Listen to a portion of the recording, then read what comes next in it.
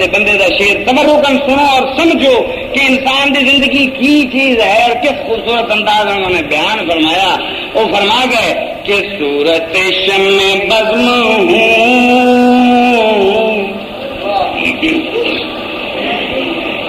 ارے صورت شمع بزم ہوں.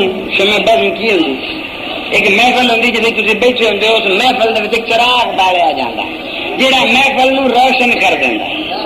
فرمایا میری مثال ہے جی بزم دا چراغ، شمع ہے محفل دی. صورت شمع بزم ہوں، میری فنا بقا ہی کیا. صورت شمع بزم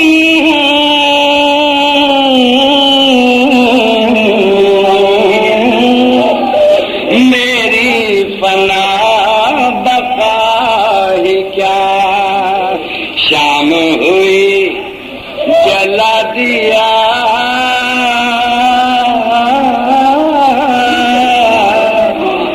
ارے صبح ہوئے بجھا دیا. اتنا حسین شعر جب شام ہوتی ہے چراغ کی ضرورت محسوس ہوتی ہے تیلی بال دیو چراغ جلا دے ہو.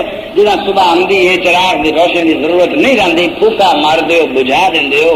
اے انسان تیری زندگی ایک رات ہوئی، شام ہوئی تین جلایا گیا، صبح ہوئی تین بجھا دیتا گیا. اس مختصر عرصے واسطے، تھوڑے توقع پر وقفے واسطے اپنے آپ میں بہتر عمل، بہتر علم، بہتر کردار کی کوشش کرنی چاہیے. اللہ تانوں مینوں سب نو دیانت عطا فرماوے، سچ عطا فرماوے، اچھا قول عطا فرمائے، اچھا فعل عطا فرمائے، اخلاق و محبت دی گفتگو کرن دی ہمت عطا فرمائے، اپنے دشمنوں معاف کرن دی ہمت عطا فرمائے، اپنے نال کوڑا بولن والے نال ہنس کے تے خوش ہو کے بولن دی قوت عطا فرمائے.